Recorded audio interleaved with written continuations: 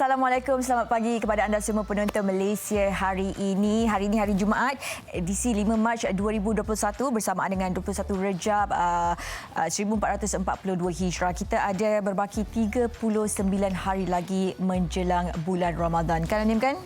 Alhamdulillah kita masih lagi diberikan kesempatan, masih lagi diberikan kemudahan yang pelbagai bila kita imbas kembali ataupun kita bila melihat kembali keadaan hidup kita.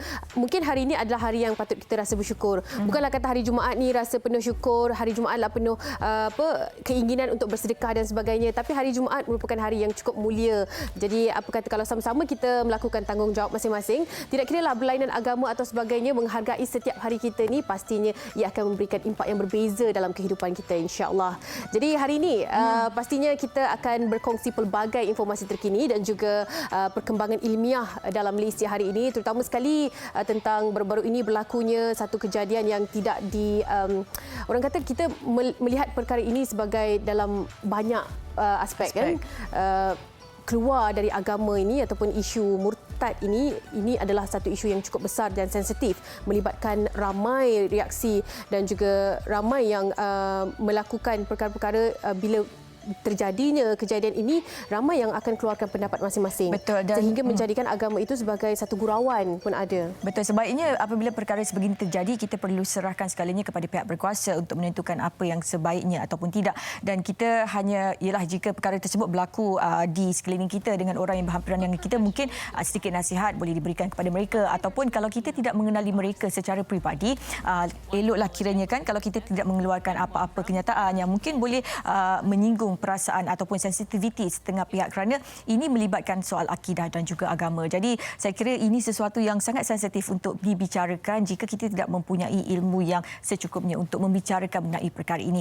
Tapi itu nanti Anim, kita akan perincikan bincangkan nanti di jam yang berikutnya. Dan selain daripada itu, kita juga ada mengenai wang yang tidak patuh syariah. Itu pun kita akan kongsikan kepada semua penonton kita, kerana pastinya ramai yang tertanya-tanya nak tahu lebih lanjut mengenai apa itu yang dikatakan mengenai wang tidak patuh syariah. Dan hari ini Anim, bukan kita berdua saja. Betul. Jejaka handsome di sana, berbaju Melayu. Alamak. Selamat pagi. Selamat pagi. Saya tak boleh lah kalau pagi ni ada orang puji saya handsome. Oh, tak boleh? Kenapa tak boleh? Tak boleh. Sebab kadang-kadang ada orang yang puji seseorang lelaki tu handsome disebabkan pemakaiannya. Ya, betul. Masihlah tak pernah puji saya kalau saya tak pakai baju Melayu. Kalau saya pakai baju Melayu baru dia kata saya kacak dan sebagainya. Sebab dia nampak lain daripada lain. Selalu kan kita pakai baju kemeja dan sebagainya. Tiba-tiba hari Tapi Jumaat awak ni matching-matching lah dua orang. matching lah. Tapi ini bukan saya yang pilih. Ini wardrobe yang pilih. Kan, tak ada Okey. lah tu. Ya, mana ada. Okey, apa pun. Ya, masa hari ini banyaklah pengisian yang akan kami berikan kepada anda. Hari ini 5 Mac dan sudah pastinya kepada anda yang berada dalam kawasan PKP sebelum ini, khususnya anda yang berada dekat Selangor, KL, hari ini telah pun dimulakan untuk tempoh peralihan kepada PKPB.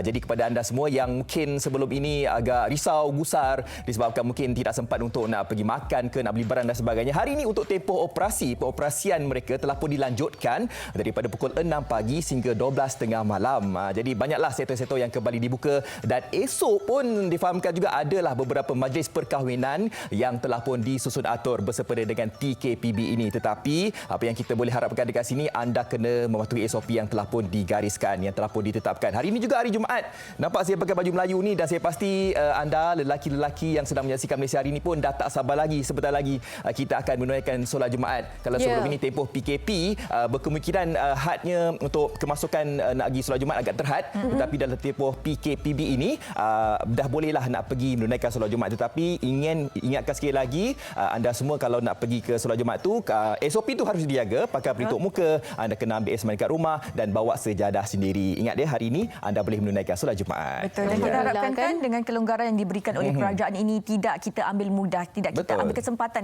terhadap kelonggaran yang diberikan kan. Yang paling penting kita kena ada kawalan kendiri, jaga diri baik-baik dan sebagainya. Sebab ialah sekarang banyak sektor sudah kembali dibuka dan Afai, zoo negara pun dah boleh dilawati.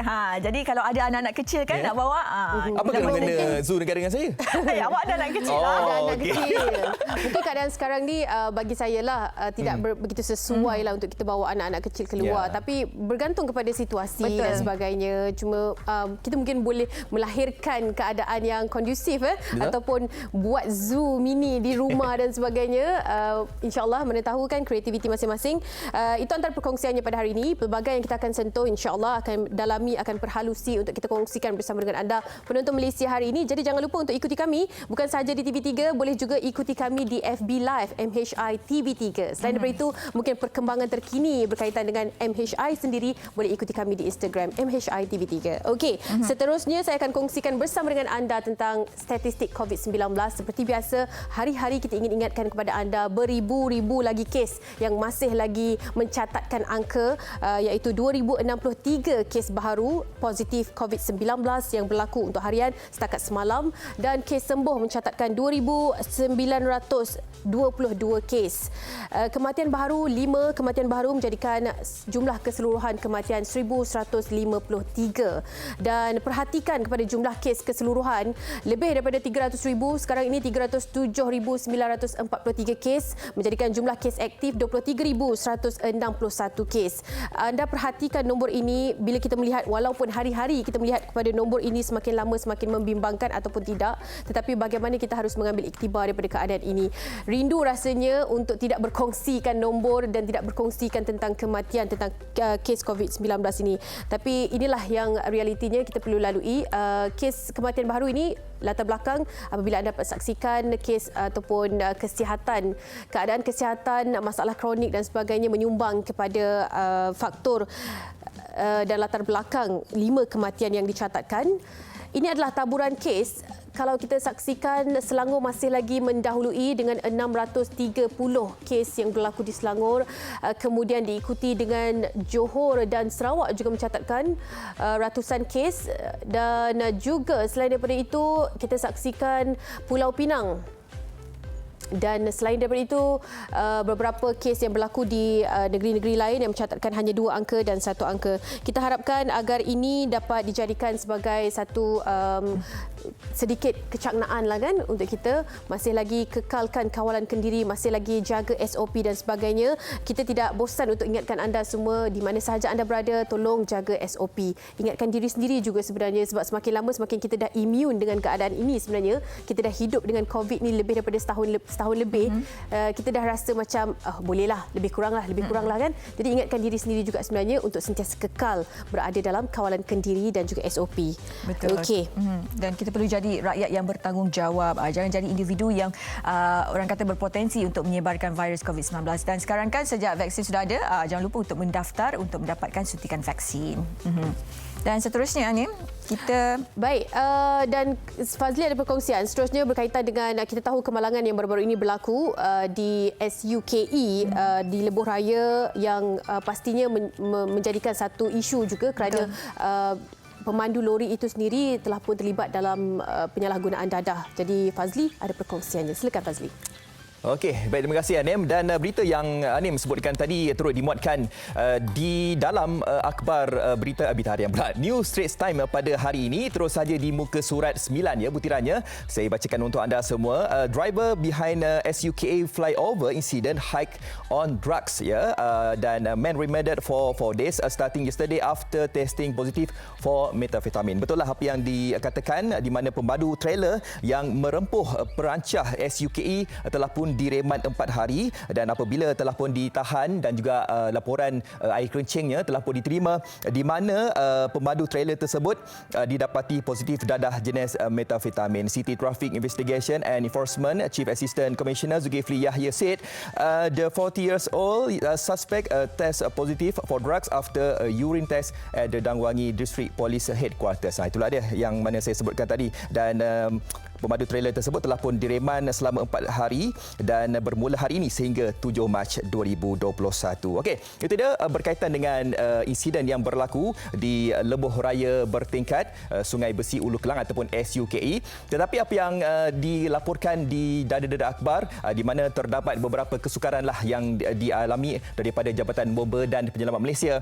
apabila ingin menyelamatkan dan juga mengeluarkan masa-masa yang terdapat di dalam van kilang tersebut. Jadi untuk katakan tentang usaha, cabaran dan juga kesukaran anggota bomba dan juga penyelamat untuk mengeluarkan ataupun menyelamatkan mangsa yang berada di dalam van tersebut. Kita bersama dengan penolong kanan Pesuruhjaya Bomba, Tuan Nordin Pauzi, pengarah JBPM Kuala Lumpur. Assalamualaikum Tuan. Tuan Nordin. Ya, Tuhan. Assalamualaikum Tuan. Baik, kita sedang sedia upaya untuk menghubungi Tuan Nordin Pauzi. Tapi itulah dia apa yang kita boleh simpulkan di sini apabila kita melalui lokasi-lokasi yang berbahaya ini. Bukan sahaja kita tetapi kita harapkan juga bahawa mereka yang terlibat dalam pada ingin membina jejabat tersebut haruslah mengikuti segala peraturan yang telah pun digariskan. Jadi kita nak menghubungi semula Tuan Nordin Pauzi. Assalamualaikum Tuan. Waalaikumsalam warahmatullahi wabarakatuh. Okey, baik Tuan. Saya ada baca dan juga lihatlah begitu banyak usaha yang telah pun dibuat daripada pihak Jabatan Bomba dan juga Penyelamat Malaysia bagi menyelamatkan mangsa yang terdapat dalam van kilang tersebut. Dan difahamkan usaha untuk menyelamatkan mangsa mengambil masa 3 jam. Jadi mungkin Tuan boleh kongsikan cabaran yang dihadapi daripada pihak Tuan sendiri. Okey, terima kasih pihak TV3 atas jemputan untuk menyertai program MHI ini. Jadi sebenarnya banyak sekali lah cabaran. Saya selaku forward commander dalam operasi itu merakamkan jutaan terima kasih pada semua pihak. Kerana kita tahu operasi ini sebenarnya bersifat kompleks dan begitu rumit. Jadi pengembelingan semua tenaga kerja, kelengkapan resources sangat penting. Jadi kerjasama sangat baiklah. Antara cabaran yang paling besar disebabkan oleh operasi ini melibatkan 2 jenis senario insiden. Yang pertamanya adalah kita panggil vehicle rescue education ataupun penyelamatan mangsa tersepit dalam kenderaan. Ditambahkan lagi dengan bangunan runtuh ataupun kerangka runtuh, building collapse. Jadi 2 senario. Kalau katalah untuk vehicle rescue education sendiri pun adalah sukar, apatah lagi ditambah lagi bangunan runtuh. Jadi ini telah menggandakan lagi risiko dan kesusahan yang dihadapi oleh pasukan penyelamat untuk menjalankan tugas. Itu adalah cabaran yang pertama. Cabaran yang kedua, sebenarnya runtuhan yang berlaku yang pertama itu masih lagi ada potensi untuk berlaku secondary collapse. Jadi bangunan ataupun struktur masih tidak stabil dan hilang keutuhan, serta hanya terikat ataupun terlekat pada sambungan yang cukup lemah yang boleh berlaku falling debris pada bila-bila masa saja. Jadi ini mengakibatkan kesukaran untuk pihak petugas ini menentukan persekitaran kerja yang selamat.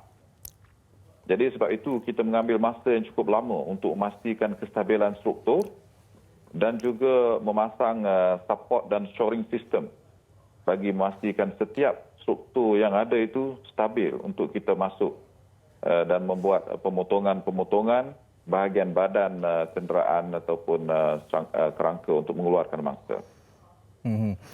Tuan, dan saya percaya ramai juga di antara kita yang tertanya-tanya juga sebab ada yang mungkin tidak berada di lokasi kejadian. Bagaimana Tuan melihat keadaan mangsa yang berada di dalam van tersebut? Sebab nak tahu juga dari segi mungkin kematian mangsa ni disebabkan mungkin keadaannya tersepit ataupun mangsa ni meninggal dunia akibat runtuhan konkrit tersebut, Tuan. Saya cuba gambarkan begini. Sebuah van penumpang, van kilang ini telah ditindih oleh 2 I-beam besi yang besar. 2 I-beam besi sepanjang 30 kaki yang cukup berat ini hampir meranapkan seluruh van. Jadi bumbung itu ranap sampai ke lantai van. Jadi itulah keadaan. Jadi mangsa itu terhimpit ke dasar dan tempat duduk van. Jadi bahagian atas bumbung itu telah pun rosak dan saya bayangkan kemusnahan ini boleh mengakibatkan mangsa telah pun terhentak di bahagian kepala. Jadi sebab itu kita lihat mangsa yang menjadi penumpang adalah antara yang paling ramai yang tercedera ataupun yang meninggal. Tetapi yang menjadi pemandu seorang lelaki ini, dia mempunyai ruang yang agak lebih sikit sebab bahagian kolaps di atas bumbung van tidak begitu menghimpit beliau. Okey, jadi apabila terjadinya perkara-perkara ataupun insiden binaan-binaan ini telah pun berlaku, jadi bagaimana kesiapsiagaan anggota pihak bomba dan juga penyelamat berkemungkinan akan menghadapi situasi sebegini rupa, Tuan? Okey, sebenarnya kerja-kerja ini begitu sukarlah. Kerana kita kena sentiasa memastikan keselamatan anggota. Ya. Dalam musim COVID ini apatah lagi, kita gandakan lagi keselamatan kesihatan. Dalam persekitaran kerja semalam, semua faktor-faktor risiko ini diambil kira. Jadi kita pergi kepada the highest level of precaution and protection lah. Jadi semua kelengkapan PPE dipakai di persekitaran ini dan kita pastikan individu yang mempunyai kepakaran, mempunyai kemahiran dan juga PPE yang betul sahaja dibenarkan masuk kepada red zone bagi mengelak kejadian-kejadian yang kedua. Juga kita bersyukur kita mendapat banyak bantuan daripada pihak construction untuk mengangkat menggunakan kren. Kerana rescue tool yang dimiliki ini ada limitasi dia. Malah kren pun sehingga 3 buah kren untuk mengangkat struktur ini yang juga membantu memberi ruang kepada jabatan bomba sedikit sahaja ruangan yang diperlukan untuk kita masuk dan memotong serta memotong kerangka kenderaan. Tidak seperti tidak penuh, kita tidak mengangkat sepenuhnya. Kita mengangkat sedikit saja bahagian dan kita terus masuk untuk potong. Jadi secara keseluruhannya persiapan jabatan ini dari segi teknikal, dari segi kelengkapan dan juga dari segi keselamatan perlu sentiasa mantap. Betul, dan hasilnya telah pun dibuat semalam dan difahamkan kawasan tersebut dah boleh dilalui oleh pelbagai jenis kenderaan, kan Tuan? Baik Tuan, terima kasih Tuan di atas masa yang diberikan kepada kami. Terima kasih. Terima kasih banyak. Okey, baik. Alhamdulillah kita telah pun bersama dengan penolong kanan Putrajaya Bomba, Tuan Nordin Pauzi, pengarah JBPM Kuala Lumpur yang mana memperkatakan kepada kita tentang usaha dan juga cabaran daripada pihak bomba sendiri. Dan yalah, saya mungkin mewakili pihak keluarga mangsa yang berada di lokasi kejadian dan kita harapkan bahawa pemandu tersebut dapat menerima hukuman setimpal dan diharapkan mangsa-mangsa yang mungkin meninggal dan juga cedera ini dapat dibela lah ya. Okey, baik. Itu dia pengisian berkenaan dengan insiden binaan SUKA runtuh yang telah pun dilanggar trailer. Dan untuk perkongsian seterusnya di Dada Akhbar kita bersama dengan Masila dan Anim kembali. Silakan. Baik, terima kasih Fazli. Kita teruskan dengan berita harian terlebih dahulu. Ini di halaman hadapan sekali mencatatkan jumlah yang telah pun disuntik vaksin. 80,336 sudah disuntik vaksin sejak program imunisasi COVID-19 kebangsaan yang dimulakan pada 24 Februari lalu. Jadi seramai lebih 80,000 individu ini sebenarnya telah pun menerima suntikan vaksin sehingga semalam dengan Sarawak mencatatkan bilangan tertinggi seramai 13,691 orang. Jadi untuk pengetahuan anda juga ada beberapa ciapan di Twitter yang mengatakan tidak boleh daftar dan sebagainya. YBKJ telah pun menjawab berkaitan dengan jika anda telah pun mendaftar untuk kali pertama hanya tunggu sahaja pengesahan pendaftaran daripada aplikasi MySejahtera tersebut. Tidak perlu risau kerana ada yang khawatir dah daftar tapi tak boleh daftar dan sebagainya, tak boleh akses. Jadi jangan risau, kenyataan telah pun dikeluarkan supaya anda tunggu sahaja sehingga pendaftaran anda itu telah pun disahkan oleh aplikasi MySejahtera. Baik, apabila lebih 80,000 individu telah pun disuntik vaksin, ini menjadikan kita pada tangga 68 di dunia untuk melihat kepada jumlah penerima suntikan dos vaksin yang mana kalau kita saksikan di sini sebanyak 271.86 juta dos vaksin sudah disuntik kepada rakyat di seluruh dunia, dengan Amerika Syarikat mendahului disusuli dengan negara China dan kemudian Eropah mencatatkan jumlah yang berikutan. Ini juga sedikit perkongsian tentang 6 hospital universiti jadi pusat untuk pemberian vaksin. Begitu juga ada diterbitkan di sini beberapa usulan untuk memastikan dapat membantu kerajaan dalam menghasilkan satu imunisasi kelompok. Untuk mencipta imunisasi kelompok itu, pihak swasta ataupun hospital swasta ingin membeli vaksin berjenama lain sendiri. Ini hanyalah usulan sahaja, belum lagi mendapat kepastian dan kebenaran. Cuma perkongsian yang di sini agak menarik apabila mungkin ini salah satu inisiatif untuk mempercepatkan lagi dalam usaha membina imunisasi kelompok pada tahun ini, insya-Allah.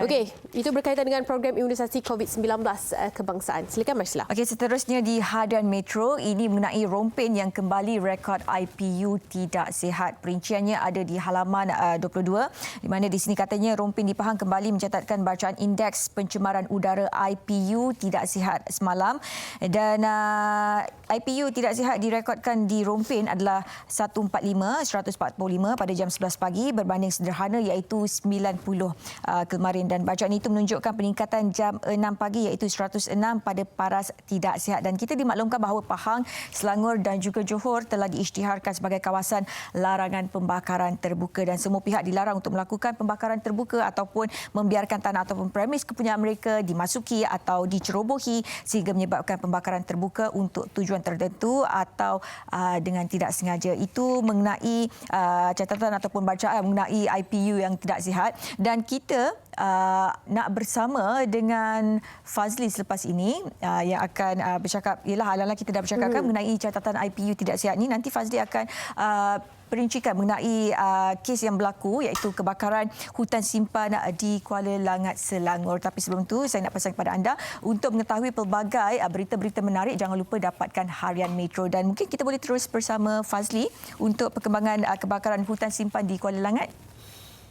Okey, baik, betul. Terima kasih Mas Hila, dan memang benarlah sekarang ni peredaran angin monsun timur laut ni sekarang ni memang keadaan cuaca agak panas, tetapi kadang-kadang berlaku hujan juga. Disebabkan keadaan cuaca yang panas, kering dan juga berangin ini, kebanyakan kawasan-kawasan tanah lapang, tanah-tanah gambut senang terbakar, ya. Anda bayangkan kalau misal kata ada seputar rokok tu baling dekat kawasan tu, dianya mudah terbakar ditambah dengan cuaca kering dan sebagainya. Untuk berkatakan tentang kebakaran hutan simpan Kuala Langat Selatan, Selangor, kita nak bersama dengan penolong kanan Pesuruhjaya Bomber Nur Azam Khamis, pengarah JBPM Negeri Selangor yang telah pun berada di dalam talian sekarang. Assalamualaikum, Tuan. Salam. Okey, baik Tuan. Ya, saya.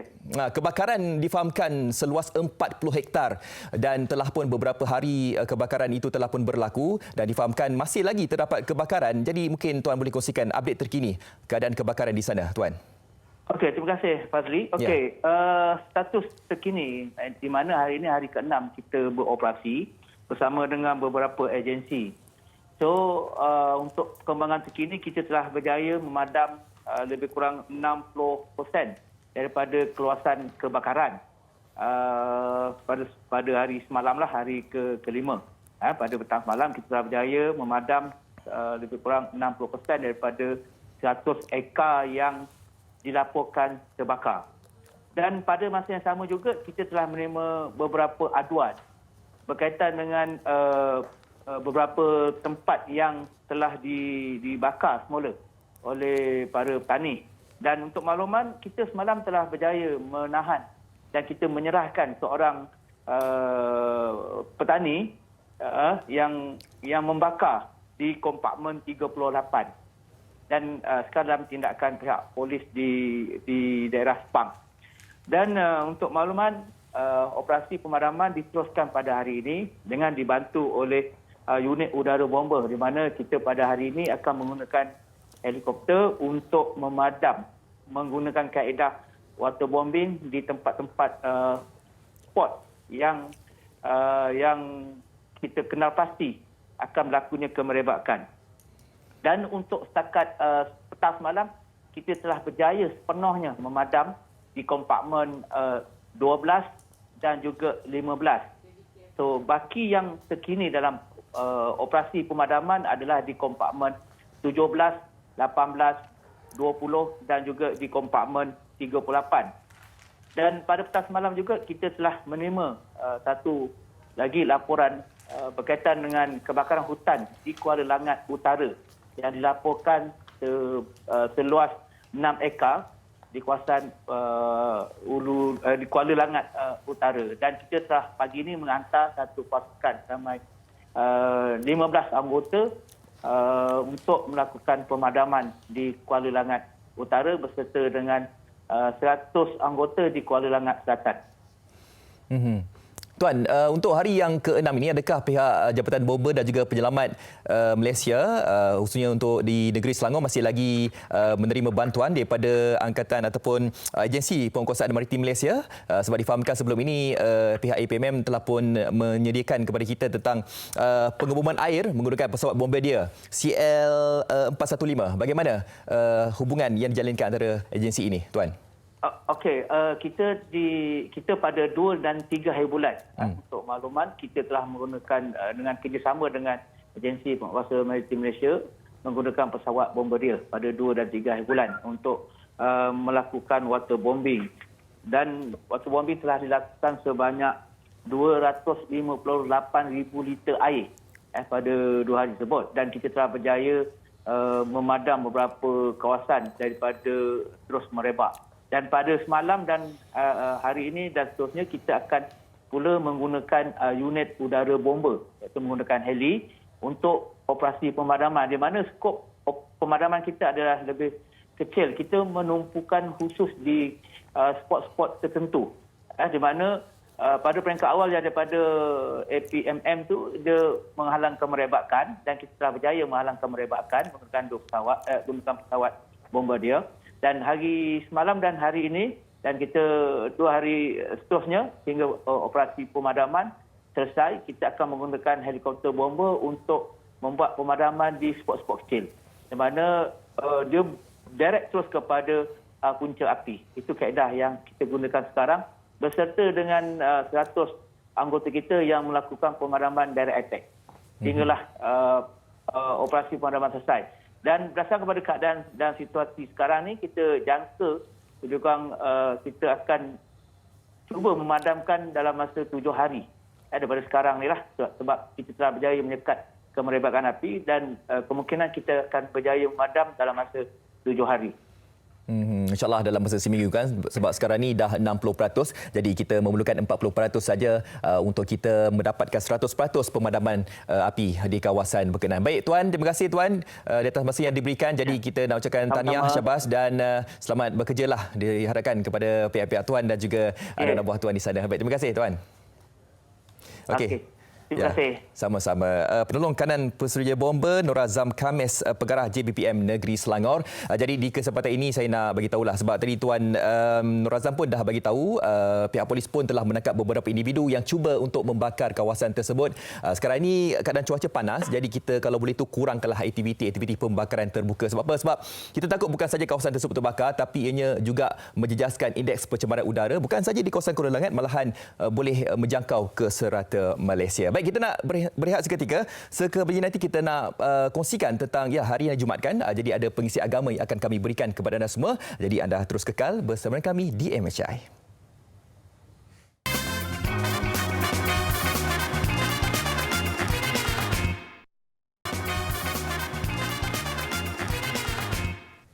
Kembali dalam Bilik Isi hari ini. Terima kasih kerana anda masih lagi bersama dengan kami dalam MHI TV3 5 Mac 2021. Seperti yang dikabarkan pada awal tadi, kita akan kongsikan berkaitan dengan satu topik yang sedang hangat juga diperkatakan.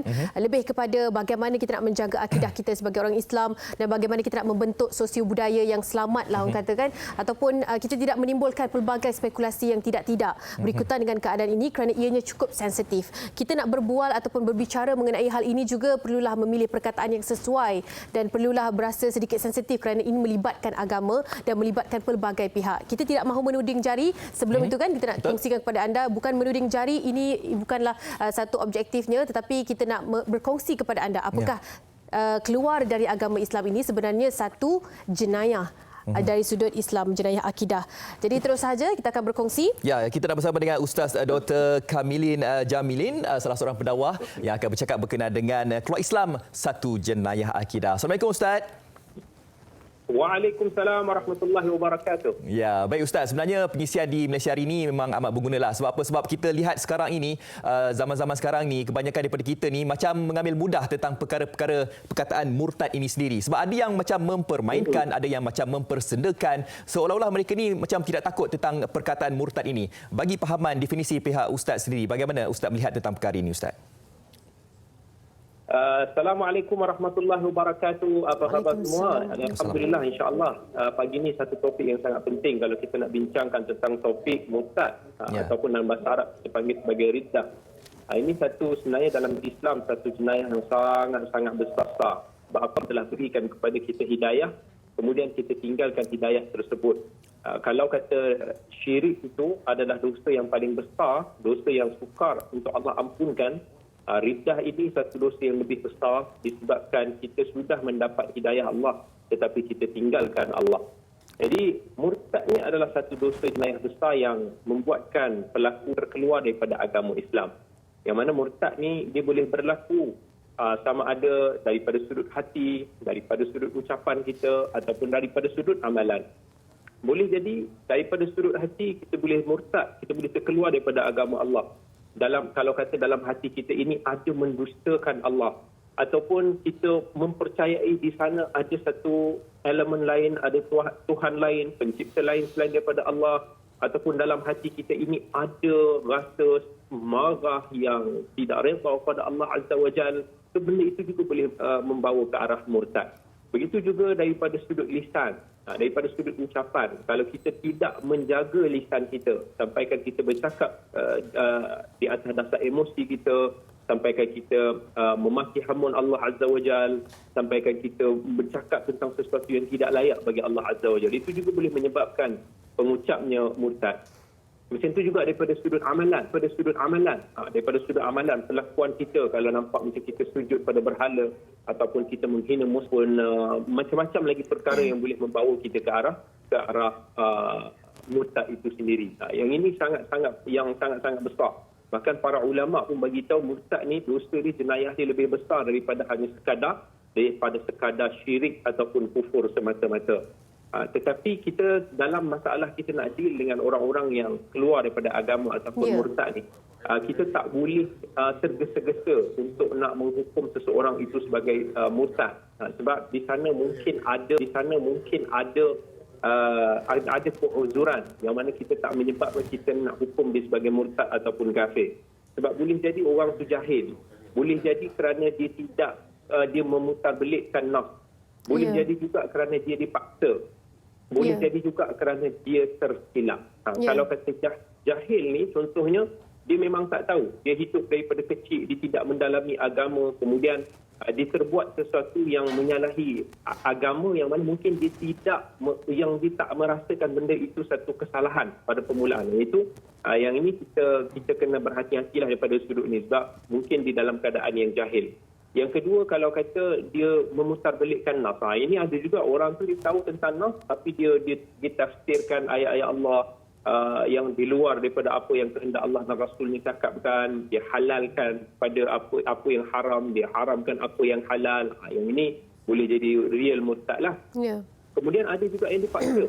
Yang dipaksa ni kalau kata dia hidup dalam satu negara, di satu kawasan yang tidak membenarkan Islam itu berkembang. Jadi bila dia mengaku dia sebagai Islam, maka dia akan dibunuh umpamanya. Jadi dia terpaksa untuk nak berpura-pura keluar daripada agama. Yang ini kita tak boleh hukum dia sebagai murtad.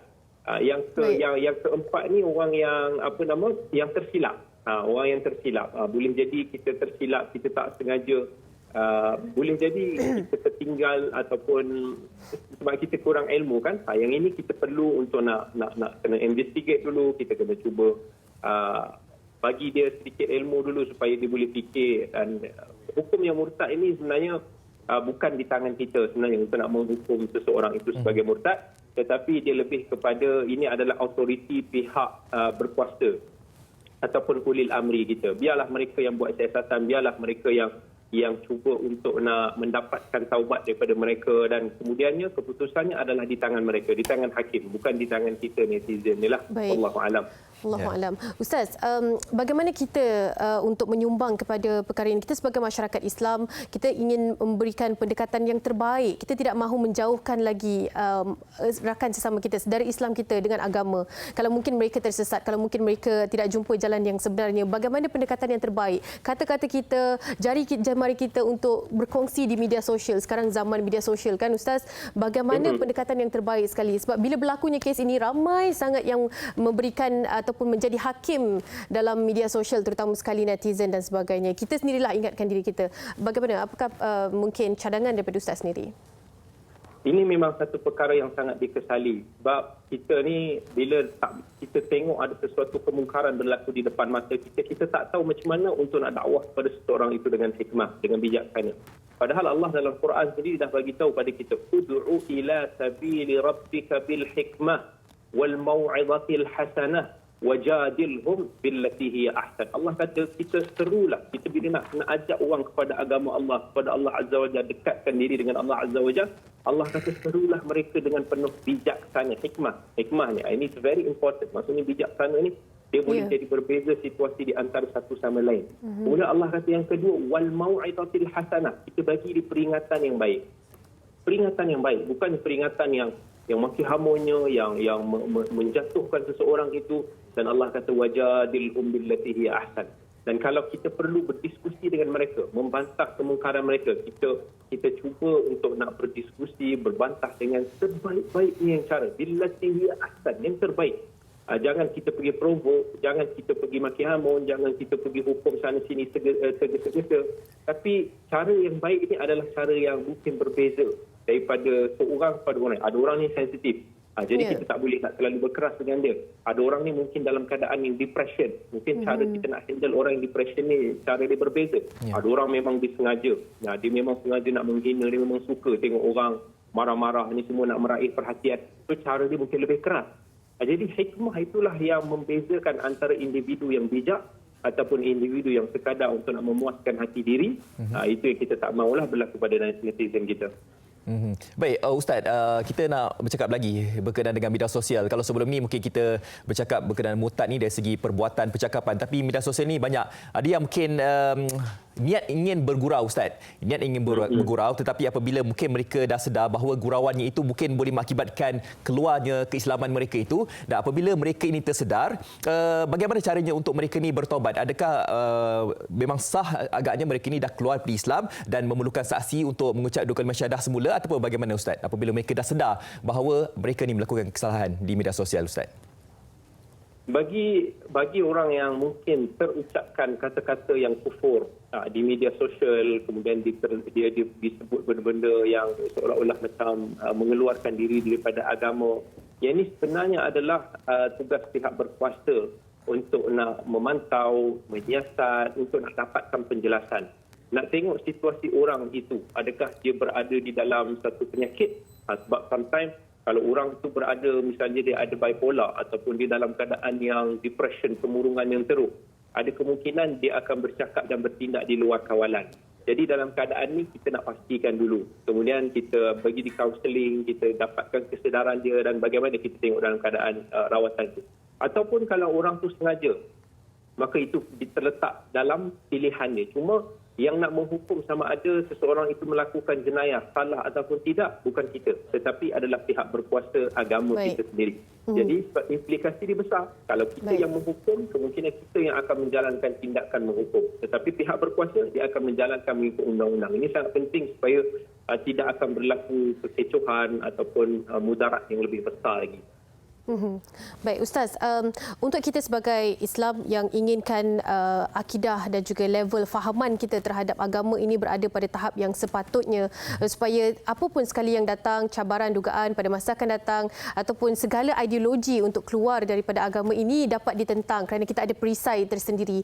Amalan yang mungkin boleh disyorkan daripada Ustaz sendiri untuk kita sebagai Islam amalkan supaya kita sentiasa berpegang teguh kepada agama kita, akidah kita. Silakan, Ustaz. Ya, subhanallah. Ini soalan yang sangat baik saya kira. Dua mungkin jawapan yang saya nak berikan kat sini. Yang pertama sekali, kita kena belajar ataupun kita kena timba ilmu. Ilmu yang mendekatkan kita dengan Allah, ilmu yang membuatkan kita semakin hampir dan semakin takut kepada Allah. Innama yakhshallaha min ibadihil ulama. Orang-orang yang takut kepada Allah adalah orang-orang yang berilmu pengetahuan. Daripada ilmu ni, insya-Allah jika kita amalkan, dia akan menghasilkan iman kita. Lagi banyak kita beramal dengan ilmu kita, maka akan lebih bertambah iman kita. Dan bila iman kita kuat, insya-Allah kita akan mampu menghadapi cabaran dan ujian-ujian berat dalam fasa kehidupan kita. Yang kedua adalah kita kena selalu berdoa pada Allah supaya dikurniakan keteguhan dalam hati. Kalau tak percaya, tengok, kita selalu doa pada Allah. Kita selalu kan dengar orang doa, Rabbana la tuzigh qulubana ba'da idh hadaitana. Doa dalam surah Ali Imran. Wahai Tuhan kami, jangan engkau gelincirkan kami, hati kami ini setelah engkau berikan kepada kami hidayah. Faham tak makna dia, tuan? Besar makna dia. Maksudnya, ya Allah, janganlah kami ni sekarang kami di atas Islam, kami di atas jalan hidayah, tiba-tiba engkau gelincirkan hati kami, hati kita ini terpesong daripada agama, itu yang kita risau. Sedangkan Nabi SAW, manusia yang paling kuat imannya, manusia yang paling disayangi oleh Allah, manusia yang paling bertakwa kepada Allah, sentiasa doa kepada Allah, Ya muqallibal qulub, tsabbit qalbi ala dinik. Wahai Tuhan yang membolak-balikkan hati, tetapkanlah hati kami ini di atas agama kamu. Bayangkan Nabi sendiri doa supaya diberikan ketetapan hati berada di atas agama Allah, ketaatan kepada Allah. Apatah lagi kita yang iman kita lemah, lalu berdoa, jangan pernah merasakan diri kita selamat. InsyaAllah. Masya Allah. Terima kasih Ustaz. Banyak betul perkongsian Ustaz pada hari ini yang sedikit sebanyak kalau kita dengarkan selalu ni, insyaAllah kita juga berada pada tahap yang kan, yalah, orang kata berjaga-jaga dalam segalanya. Assalamualaikum Ustaz. Terima kasih. Jaga diri Ustaz. Waalaikumsalam warahmatullahi wabarakatuh. Terima kasih semua. Itu dia Ustaz Dr. Kamilin Jamilin yang berkongsi dengan kita, bukan untuk menuding jari. Sekali lagi, kita pastinya serahkan segalanya kepada pihak berkuasa. Betul. Tetapi inilah yang akan terjadi jika kita tidak ada perisai, kita tidak ada apa dalam diri kita, asas agama, ataupun mungkin kalau mungkin tak ada lah, ini adalah masanya untuk kita pelajari, kan? Saya kira mungkin ramai juga telah pun cuba untuk mencari semula di mana jalan yang sebenarnya. Tapi apapun, kita harapkan yang terbaik.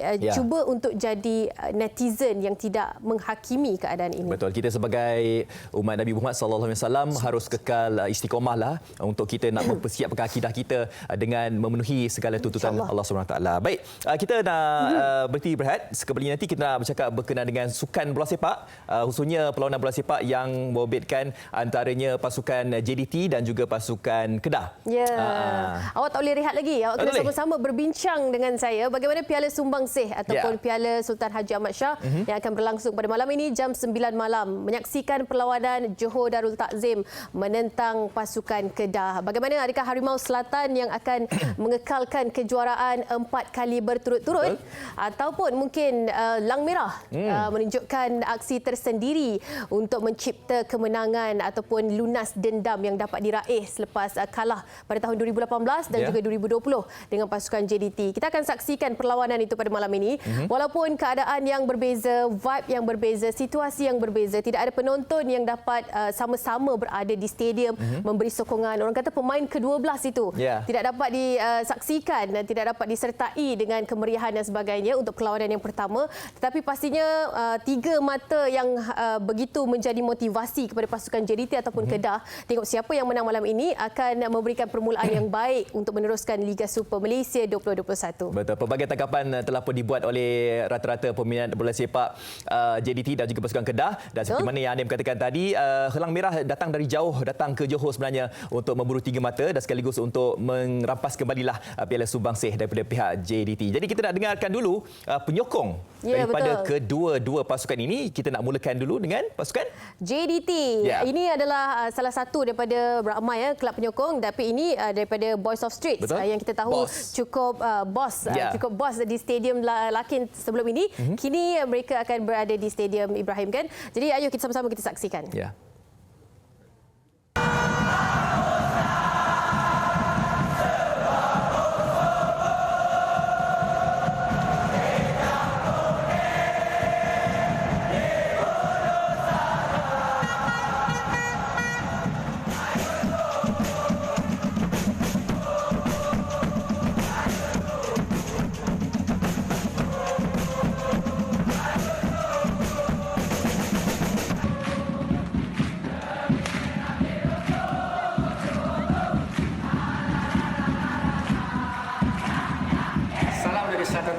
Johor Darul Takzim. Akhirnya, Liga Malaysia kini kembali dengan perlawanan Sumbangsih pada malam ini, iaitu JDT menentang pasukan Kedah. Okey, walaupun seperti yang kita tahu, fans belum lagi boleh masuk stadium, tapi sokongan kita terhadap pasukan Johor Darul Takzim tetap membara. Okey, bagi perlawanan malam ini, seperti yang kita tahu, JDT bermain di laman sendiri, which is kelebihan buat pasukan JDT, tetapi kita juga tidak boleh memandang rendah terhadap pasukan Kedah yang tampil dengan skuad yang berbeza. Harapan saya, semoga JDT dapat mengekalkan kejuaraan dan juga semoga penyokong dapat kembali ke stadium. Bola sepak tak bermakna tanpa penyokong. Luaskan kuasamu Johor.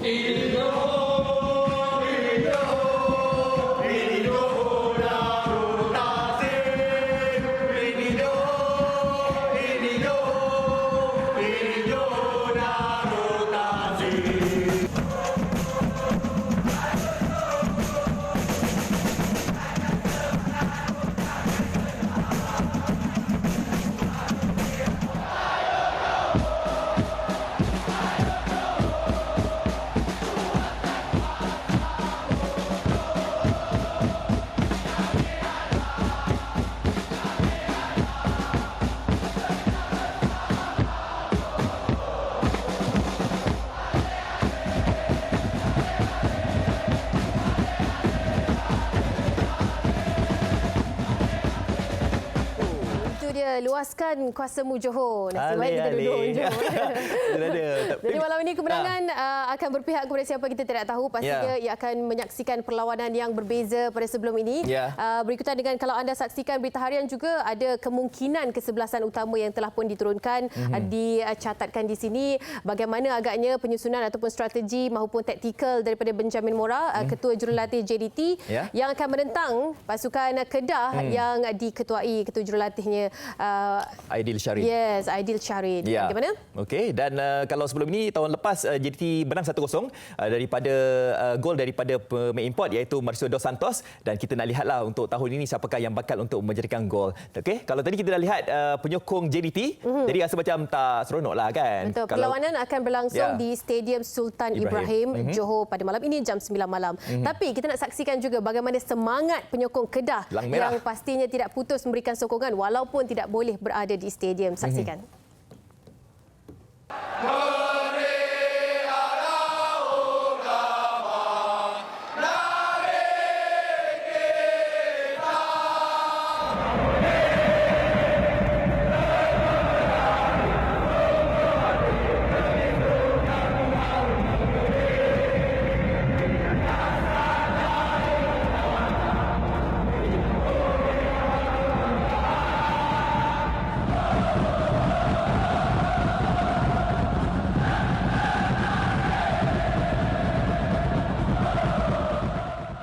Ucapkan terima kasih banyak-banyak kepada Kementerian Belia dan Sukan kerana telah memberikan kebenaran kepada MFL untuk menganjurkan Liga Malaysia pada tahun ini.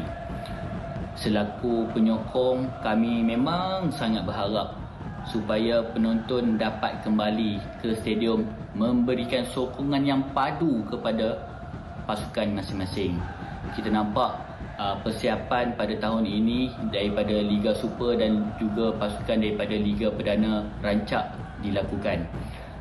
Dan untuk pertembungan di antara JDT dan KDA FC pada Jumaat ini di Johor bagi merebut Piala Subangsih, saya selaku penyokong Kedah memang berharap supaya piala ini dapat dibawa pulang ke negeri Kedah Darul Aman, Alostar. Jadi ramalan saya JDT 1, Kedah 2. Okey.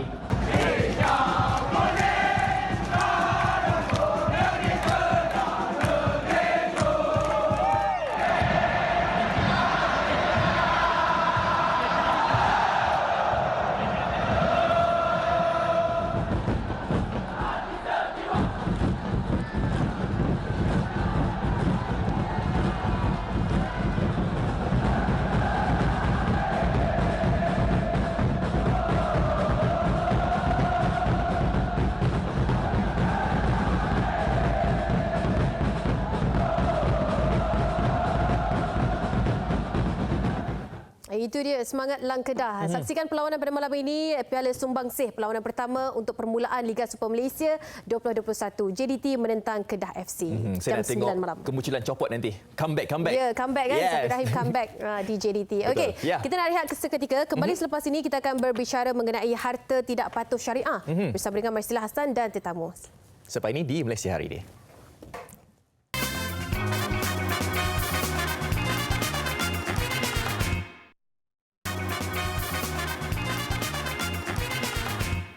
Kembali bersama kami di Malaysia hari ini. Terima kasih kerana masih setia lagi bersama kami seawal jam 8 pagi tadi. Baik, barangkali masih ramai yang kurang jelas dan pasti mengenai harta tidak patuh syariah dan apa itu harta tidak patuh syariah, bagaimana untuk kita menguruskan harta tersebut dan paling penting sekali apakah hukumnya jika kita memiliki harta tidak patuh syariah. Dan untuk mendapatkan penjelasan mengenai harta tidak patuh syariah ini, kita akan bersama dengan pengarah Baitul Mal Majlis Agama Islam Selangor iaitu Ustaz Indra Syahril Muhammad Syahid yang sudah bersedia di panggilan video sekarang ni. Assalamualaikum. Waalaikumsalam warahmatullahi wabarakatuh. Apa khabar Ustaz? Alhamdulillah, baik, sihat. Okey, baik Ustaz. Kalau Ustaz boleh perincikanlah kepada kita semua secara jelasnya mengenai kefahaman mengenai harta tidak patuh syara ini. Apa konsep yang menunjukkan ataupun orang kata mengenal pasti mengenai harta tidak patuh syara ini, Ustaz? Okay. Bismillahirrahmanirrahim. Assalamualaikum warahmatullahi wabarakatuh. Alhamdulillahirabbil alamin. Wassalatu wassalamu ala asyrafil anbiya'i wal mursalin wa ala alihi wa sahbihi ajmain. Terima kasih kepada sidang host dan juga para penonton Malaysia hari ini, TV3 yang dirahmati Allah sekalian. Salam Jumaat, salam penuh keberkatan. Wang ataupun harta tidak patuh syariah ini sebenarnya beberapa pandangan fuqaha telah menukilkan. Terutamanya Imam Syafi'i sendiri pernah menyatakan bahawasanya harta-harta tidak patuh syariah ini adalah harta-harta haram. Ya, harta-harta haram yang diperolehi melalui transaksi ataupun urusan-urusan yang melibatkan riba, gharar. Gharar ni yang tidak jelas, ihtikar, ihtikar ni monopoli barang, ataupun harta yang diperolehi secara rampasan. Kemudian harta rasuah, judi, tipu, itu adalah harta-harta yang dikategorikan sebagai harta-harta haram. Begitu juga Imam Al-Ghazali rahimahullah telah mendefinisikan harta-harta yang haram adalah harta-harta yang diperolehi dengan cara yang haram seperti riba, rasuah, judi. Itu juga dinyatakan oleh Imam Al-Ghazali. Begitu juga para cendekiawan Islam yang moden, seperti Dr. Muhammad Nuaim Yassin dalam kitabnya Zakat Al-Mal Al-Muharram menyatakan bahawasanya harta ataupun wang tidak patuh syariah ini adalah setiap harta yang diharamkan syarak ke atasnya. Maksudnya hukum syarak sendiri telah mengharamkan harta tersebut ke atas orang mendapatkannya untuk mengambil manfaat darinya dari setiap sudut. Maksudnya apa-apa sahaja harta yang haram berdasarkan kepada hukum syarak, maka haramlah kita untuk mengambil manfaat daripadanya. Okey. Begitu juga daripada tarifan daripada Dr. Abbas Muhammad Albas menyatakan harta yang haram ialah suatu harta yang syarak mengharamkannya kepada orang Islam untuk memilikinya serta mengambil manfaat dengannya adalah merupakan harta yang haram. Maksudnya tak boleh mengambil manfaat langsung ke atas harta tersebut. Dan dalil-dalil Al-Quran dan hadis banyaklah menyebut berkaitan dengan harta-harta haram ini. Bagaimana yang kita faham, contohnya dalam surah Al-Maidah telah menyatakan ya ayyuhallazina amanu innamal khamru wal maisiru wal ansabu wal azlamu rijsun min amali syaitan fajtanibuhu la'allakum tuflihun. Apa Allah kata, arak, judi, pemujaan berhala, mengundi nasib, itu semua adalah perbuatan yang kotor dan keji dan perbuatan syaitan. Dan hendaklah kita menjauhi. Jadi bila Allah melarang kita untuk mengamalkan ataupun bertransaksi dengan perkara-perkara berikut, maka itu adalah perkara-perkara yang haram yang dilarang oleh Allah SWT. Dan Allah juga mengingatkan kita untuk kita supaya jangan mendekati harta-harta tersebut. Apa yang Allah nyatakan dalam surah Al-Baqarah ayat 188, wala ta'kulu amwalakum bainakum bil batil wa tudlu biha ila al-hukam litakulu fariqam min amwalin nasi bil ithmi wa antum ta'lamun. Apa Allah kata, janganlah kamu makan harta-harta sesama kamu dengan jalan yang batil. Jalan yang batil ni jalan yang salah, jalan yang tak betul. Dan janganlah kamu membawa urusan harta itu kepada hakim-hakim dengan tujuan supaya kamu dapat memakan sebahagian dari harta orang lain dengan cara yang berdosa. Kita tahu dah perkara itu tak betul, tetapi kita buat juga. Bagaimana kalau kita tengok di slide tersebut, dinyatakan harta-harta haram umpamanya seperti riba, rasuah, itu semua adalah harta-harta yang haram. Okey, baik Ustaz. Kalaulah kita mempunyai harta ataupun wang daripada sumber yang tidak sah ini, bagaimana untuk kita melupuskan harta-harta yang kita miliki itu, Ustaz? Okey, sebenarnya harta-harta yang haram ini kita tidak boleh miliki. Dan ulama bersepakat bahawasanya sesuatu harta yang haram ini perlu dilupuskan mengikut kaedah-kaedah yang telah ditetapkan oleh hukum syarak. Jadi bermaksud di sini kita tidak boleh memiliki harta tersebut. Harta tersebut kita tidak boleh menjadikan ianya milik kita. Tidak boleh dijadikan sebagai harta kita. Maka perlu diketepikan daripada hidup kita, perlu dikesampingkan, perlu dilupuskan, perlu dikeluarkan daripada simpanan kita kalau ianya berbentuk simpanan. Okey, macam mana kita nak macam mana kita nak keluarkan tu, Ustaz? Ya, kalau kita tahu kadar-kadar tersebut, maka kita kena tentukanlah. Okay. Sebagai contohnya, kalau kaedah bank daripada bank konvensional, riba, ya, yang memang jelas daripada transaksi yang konvensional, bukan patuh syariah, bukan akaun Islamik, maka kita perlu asingkan.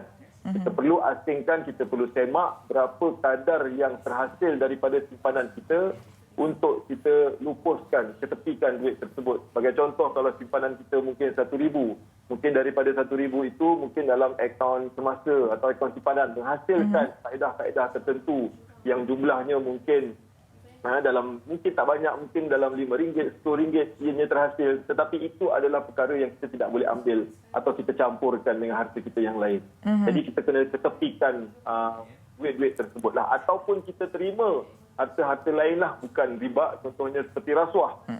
Kita didorong dengan kuasa yang kita ada, kita menyalahgunakan kuasa kita, jadi orang pun menyogok kita duit tersebut, maka kita tidak boleh terima duit tersebut untuk kegunaan diri kita ataupun untuk kegunaan keluarga kita. Maka kita kena ketepikan duit tersebut. Dan cara melupuskannya ialah ia perlu diberikan untuk masalah umum umat Islam. Ya? Dan dalam konteks ini, Baitul Mal lah sebagai pihak yang ataupun pihak yang telah ditentukan untuk menerima wang-wang yang tidak patuh syariah ataupun wang-wang yang haram ataupun wang-wang yang subah ini. Okey, baik. Ustaz, kalau melihatkan kepada situasi sekarang, konsep wang tidak sahih ini, bagaimana Ustaz melihat kefahaman masyarakat mengenai wang ataupun harta tidak sahih ini, Ustaz? Okey, dalam konteks masyarakat pada hari ini, kita dapati ada pelbagai jenis masyarakat yang kita lihat dalam keadaan sekarang ni, dalam keadaan mungkin ekonomi yang tidak berapa stabil, pendapatan yang tidak menentu, ataupun cara pekerjaan yang tidak diketahui sebagainya. Kita lihat kat sini ada masyarakat yang memang betul-betul ambil tahu dan mengambil berat tentang penerimaan yang mereka peroleh, tentang rezeki yang mereka dapati. Maksudnya di sini mereka betul-betul memastikan pendapatan yang mereka terima itu adalah benar-benar mematuhi syariah. Maksudnya yang riba dia tak ambil, yang halal sahaja dia gunakan, yang usahanya yang halal sahaja yang diambil dan kemudian digunakan untuk diri dan keluarga. Itu yang memang benar-benar tahu dan mengambil berat. Tetapi ada juga sebilangan masyarakat kita yang tahu tapi tidak mengambil berat. Mereka ini tahu, tahu riba itu haram, tahu rasuah itu haram, tahu judi itu tak boleh, mencuri itu haram, tetapi mereka tidak langsung mengambil berat dan mencampur-campurkan pendapatan mereka dengan sumber-sumber yang tadi. Itu kategori yang kedua lah. Yang kategori yang ketiga, mereka tahu tapi pura-pura tak tahu. Okey. Mereka tahu. Maksudnya kita tahu harta itu adalah haram tapi kita pura-pura tak tahu. Pejam mata, gelap mata dan sebagainya, atau diperdayakan, atau kita mungkin bukan diperdaya tapi dia sengaja untuk tak nak ambil tahu. Dan memang ada kategori juga masyarakat kita yang tidak mahu tahu langsung.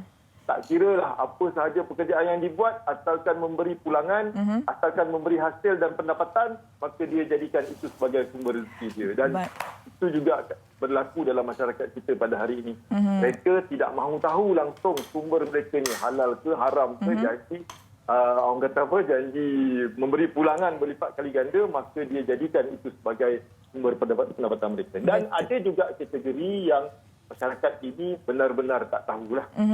Mereka tak ada ilmu, tak tahu mana satu riba, mana satu apa orang kata yang bukan riba. Tak tahu itu rasuah, padahal itu adalah rasuah. Tak tahu itu adalah judi, tapi sebenarnya judi. Jadi ini yang kadang-kadang masyarakat kita tak tahu. Yang ini memang perlulah kepada masyarakat itu sebenarnya mencari orang-orang yang berilmu untuk mengetahui ataupun untuk menyemak status pendapatan atau rezeki mereka itu sama ada halal ataupun tidak. Okey, baik Ustaz. Terima kasih banyak-banyak. Banyak yang sebenarnya kita nak dengar daripada Ustaz tapi kita kesuntukan masa. Terima kasih banyak-banyak Ustaz kerana sudi meluangkan masa bersama kami di MH hari ini. Okey. Okey, baik, itu dia tadi Pengarah Baitul Mal Majlis Agama Islam Selangor, Ustaz Indra Syahril Muhammad Syahid yang sudi berkongsi kepada kita, memberi sedikit penerangan mengenai harta tidak patuh syariah. Baik, kita nak berehat seketika dan sekembalinya nanti kita akan bersama dengan seorang selebriti yang cukup versatile. Kita akan bersama dengan Kak Lina Pompom. Pastikan anda terus setia bersama kami di Malaysia Hari Ini.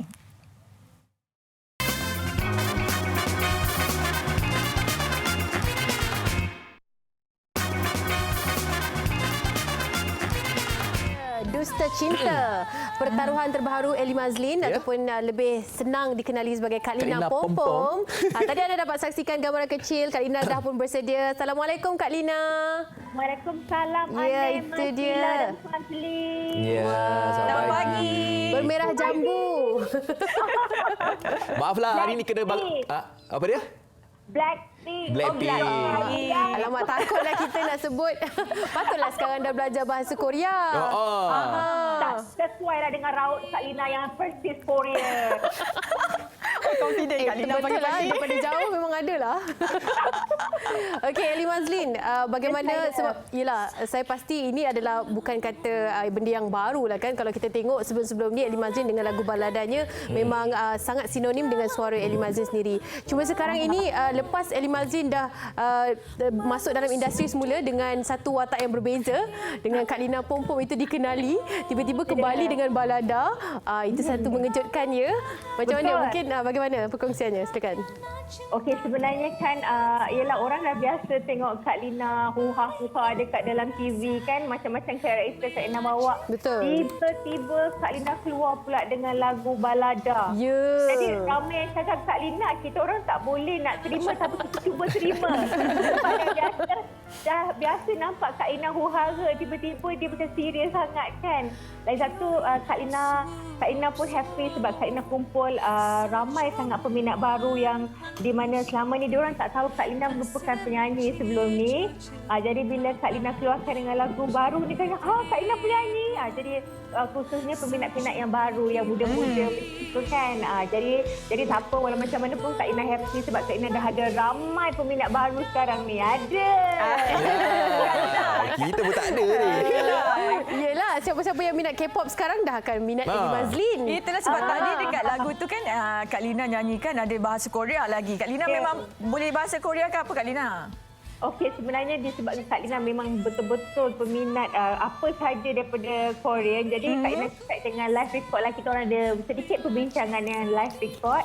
Kak Lina cakap, okey tak kalau kita letak satu je rangkap dalam bahasa Korea? Kira idea Ellie Mazlin sendirilah untuk meletakkan bahasa Korea tu.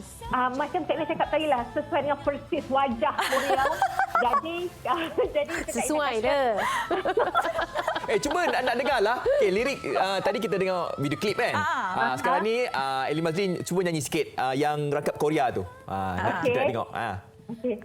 Sarangi tajun apamen 말로 표현할 수 없어 상처만 한 수 속에 가슴이 찢어질 것 같아 보지 못해도 단순히 깊이 아자. Okey, apa maksud dia? Ellie Mazlin. Maksud dia apa? Apa nak tak nyanyi depan Papa Awanano? Apa reaksi dia bila isteri dia dapat cakap bahasa Korea ni? Okey, sebab memang suami memang tahu Kak Lina ni memang gila sangat drama-drama Korea. Jadi bila first Kak Lina siap je nyanyi kat studio tu, first kali Kak Lina bagi suami Kak Lina dengar, Mama sedap kata dia. Thank you. So dia pun suka lagu tu, alhamdulillah. Okey, kita nak juga ialah sebab alang-alang kita dapat temu bual bersama dengan Ellie Mazlin. Dulu kan Ellie Mazlin, kalau kita bercerita tentang sekarang ni, persaingan dia lainlah, berbeza, dan juga cabaran dalam industri dia berbeza. Tapi ingat tak kalau sebelum ini, semasa Ellie Mazlin mencipta nama dalam industri muzik, pada waktu itu ramai saingan. Kalau kita kongsikan dalam genre yang sama, genre balada tu, sangat ramai yang naik dalam waktu yang sama. Itulah lagu-lagu karaoke yang kita sering kali nyanyi sekarang ni kan. Masa tu macam mana cabarannya untuk mencipta nama dalam industri muzik? Oh, masa tu memang agak susah sebab kita masa tu memang ramai sangat artis yang berbakat dan ketika Kak Lina masuk dalam industri muzik, masa kita sama-sama bersaing dengan Datuk Seri Siti Nurhaliza, dan Aliza Hanim, Tengku Ani Suraya. Jadi masa tu memang sangat saingan tu sangat sengit, tapi alhamdulillah di celah-celah itu ada rezeki Kak Lina. Alhamdulillah. Ada. Tapi dulu rakaman akan dilakukan bukannya berhari-hari kan? Kalau tak silap rakaman sangat cepat kan dilakukan. Sebenarnya nak bagi tahu kan untuk lagu Dusta Cinta ni Kak Lina gunakan studio yang sama. Studio yang Kak Lina yang sebelum-sebelum ni, lagu-lagu yang sebelum ni Kak Lina sangat selesa dengan studio tu. Jadi kali ini untuk lagu Dusta Cinta Kak Lina request dengan live record. Kak Lina cakap boleh tak Kak Lina nak studio Kak Lina NAR record dulu. So alhamdulillah okey. Jadi Kak Lina selesa rakaman di NAR record. Jadi bila Kak Lina masuk studio tu Kak Lina betul-betul teringat balik dulu-dulu kan. Dapat feel tu kan. Pernah pakai baju sekolah masuk studio rekod lagu. Masa tu umur berapa? Umur berapa rekod lagu yang pertama pakai baju sekolah tu? Okey, kalau sekarang ni 18 tahun, kalau mungkin 18 tahun juga. Wow, yang ni lah ni. Zaman-zaman ni lah ni. Ini siapa dah ni? Ni adik eh? Itu adik. Okey. Ini umur berapa ni Elly Mazlin masa ni? Masa tu umur 18 tahun. Ya Allah, muda remaja lagi. Sekarang pun masih remaja lagi. Nampak tak berubah. Keremajaan dia lain.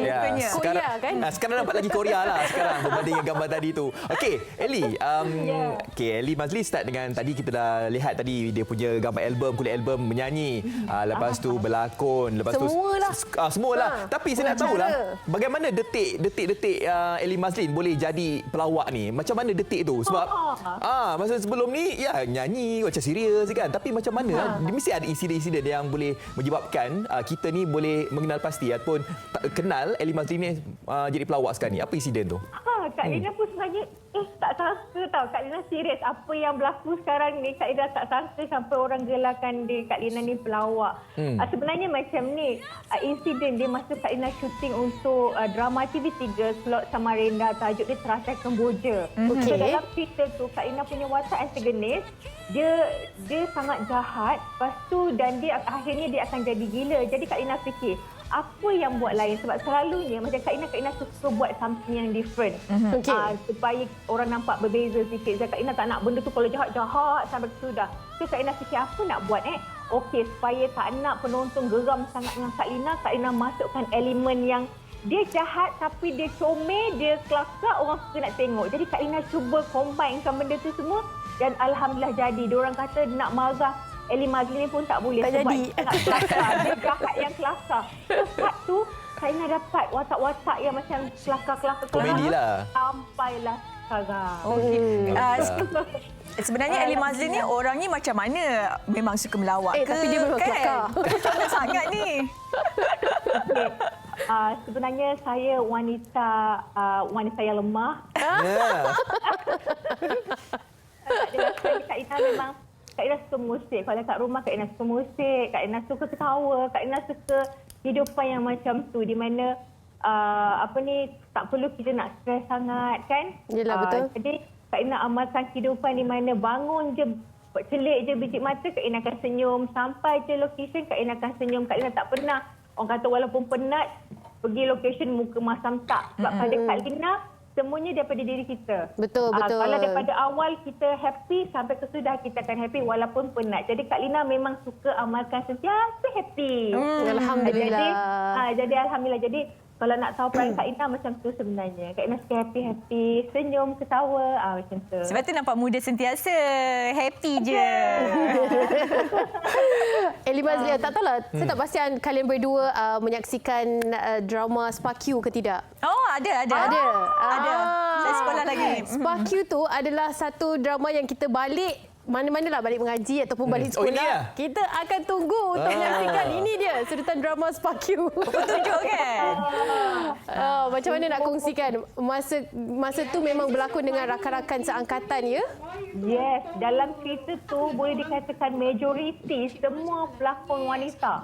Ya. Ramai sangat-sangat. Jadi Kak Lina macam Kak Lina cakap tadi lah, Kak Lina suka suka cari ataupun membawa satu watak tu lain. Kalau kita ramai wanita, jadi Kak Ina fikir apa yang lain. So Kak Ina fikir daripada segi rambut, daripada segi aksesoris, daripada segi watak, daripada segi make up, semua tu Kak Ina fikir sendiri dan Kak Ina keluarkan dalam sebuah queue. Sebab pelakon ramai, pelakon wanita ramai, jadi kita nak berbeza lah daripada yang lain kan. Betul. Jadi Kak Ina pun cuba buat elemen yang berbeza dekat dalam tu. Trend yang Ellie Mazlin pakai tu sekarang kan dah datang balik. Kalau pakai scarf warna biru, rantai kena biru, baju kena biru, satu warna. Kan rambut macam itu. Kan semua tu datang balik ke sini. Macam sekarang ni kan pink daripada atas sampai bawah pink. Okey, Ellie Mazlin juga mengalami bukannya mudah untuk berada pada tahap ini kan, berbelas tahun dalam industri, jatuh bangunnya pasti tidak dapat dinafikan. Bagaimana Ellie Mazlin berada pada tahap yang orang dah tak ingat dah Ellie Mazlin, lepas tu comeback semula datang dan mencetuskan satu situasi yang berbeza. Semua orang ingat Ellie Mazlin ni dengan pelawak, dengan pengacaraan dan sebagainya. Mungkin boleh kongsikan detik-detik tu, silakan. Okey, alhamdulillah Kak Ina dah berada dalam industri lebih daripada 20 tahun. Dan Kak Ina tak sangka Kak Ina bermula pada tahun 98, artis 90-an masa tu. Dan Kak Ina tak sangka sehingga sehari ini dah 2021 Kak Ina masih lagi diterima. Terima kasih banyak-banyak. Memang orang kata bukan senang sebenarnya kan. Macam-macam kita tempuh, suka, duka semua kan. Dan pernah Kak Ina hilang daripada radar, lepas tu datang balik. Yes, memang susah. Tapi pada Kak Lina, kalau kita nak kekalkan dalam industri, kita kena sentiasa jaga disiplin. Lepas tu setiap kali naskah yang diberikan, tak kisahlah drama ke lagu ke menjadi pengacara ke, Kak Ina sentiasa buat homework dan sentiasa cuba buat yang terbaik. Sebab bila orang bagi peluang tu, daripada situlah kita kena buat yang terbaik supaya kita mendapat rezeki-rezeki yang lain kan. Dan Kak Lina pun bersyukur sangat Allah sentiasa murahkan rezeki Kak Lina. Alhamdulillah, syukur alhamdulillah. Dan Kak Lina juga sebenarnya tersentuh sebab bila Kak Ina cakap pasal ni, Kak Ina akan sedih sebab Kak Ina tak sangka yang peminat dekat luar sana sentiasa sokong apa saja yang Kak Ina buat dan sentiasa ada waktu Kak Ina susah, waktu Kak Ina gembira. Mereka ada. Jadi Kak Lina sebenarnya berterima kasih sangat buat semua anda di luar sana yang Kak Lina tak kenal, tapi Kak Lina berterima kasih sebab sentiasa ada bersama Kak Lina dan sentiasa sokong apa saja yang Kak Lina buat. So, terima kasih banyak-banyak. Suka tengok kan Kak Lina begitu menghargai para peminatnya. Okey, kita nak tanya, mungkin ada yang dah tahu, mungkin ada yang tak tahu. Mana datangnya pom-pom tu? Kak Lina pom-pom.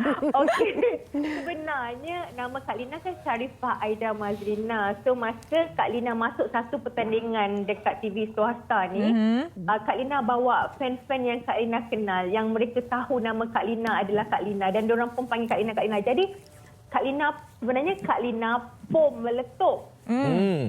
Jadi kan bunyi pom meletup macam tu kan. Sekali tak macam mana meletup tu hilang jadi Kak Lina pom-pom. Jadi sampai sekarang nama tu melekat dan bukan saja Kak Lina pom-pom. Nama Kak Lina banyak. Kak Pom ada. Kak Pom ada. Kak Pompe ada. Kak Lina rasa Kak Lina lah artis yang paling banyak nama gelaran yang peminat bagi dan Kak Lina layankan aja. Betul. Dan nama-nama tu sebenarnya macam pemberi rezeki kan kepada Ellie Mazlin. Betul.